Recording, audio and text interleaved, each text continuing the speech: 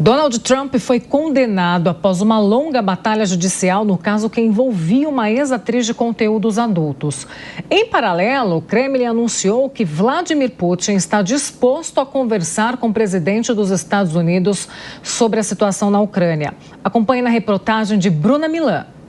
O juiz do Tribunal Distrital de Manhattan anunciou que o republicano não será preso e nem mesmo terá que pagar uma multa.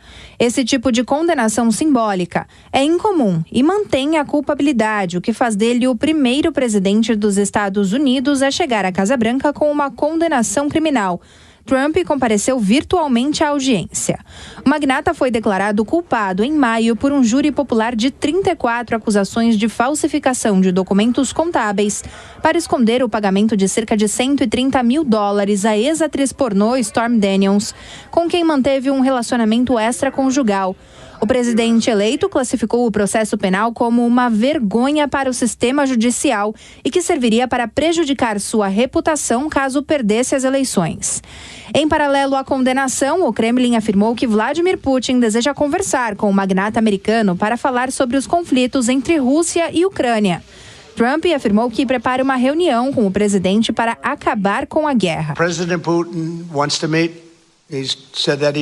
O presidente Putin quer que nos unamos. Ele até disse isso publicamente. E temos que acabar com esta guerra, que é um verdadeiro desastre. Milhões de soldados estão sendo mortos. Vi algumas imagens de militares mortos. É um terreno plano.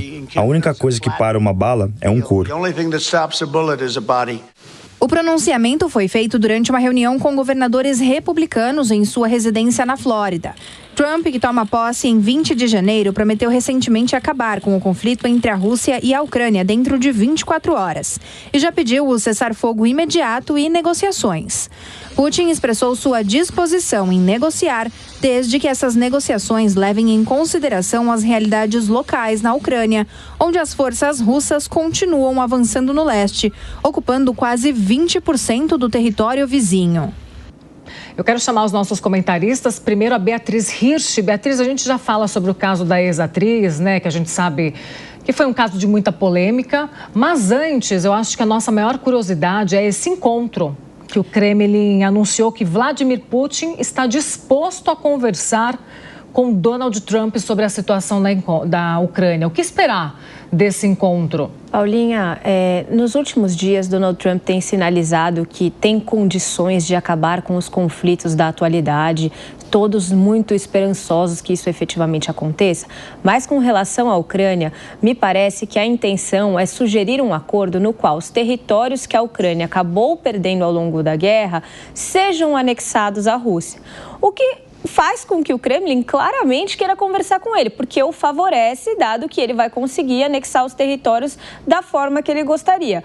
Acontece que isso não parece ser um acordo muito razoável, dado que você está praticamente dizendo para a Ucrânia que ela tem que dar aquele território como perdido e seguir em frente, porque isso vai fazer com que ela seja mais próspera, mais feliz. E não me parece ser o caso, isso não me parece um tipo de acordo razoável. Com relação à condenação, a gente estava até comentando isso essa semana no Linha de Frente, assim, lamentável, porque se trata de um presidente reeleito que tem uma condenação criminal nas costas, mas fato é que o sistema político americano dá aos eleitores uma maior autonomia. Então, se mesmo com uma condenação criminal, ou na época das eleições ainda não era uma condenação definitiva, mas de qualquer forma sofria um processo criminal, ainda assim os eleitores acreditaram e acreditam que ele é a melhor opção para o país, o sistema político deles permite isso, então isso não muda em nada a situação do presidente eleito, e a gente já sabia que ele provavelmente receberia uma pena muito pequena, podendo até se auto-perdoar quando voltar ao poder. Esses dois episódios mostram que o mundo está esperando ansiosamente que vai ser, do mundo a partir de 20 de janeiro, quando Donald Trump vai tomar posse.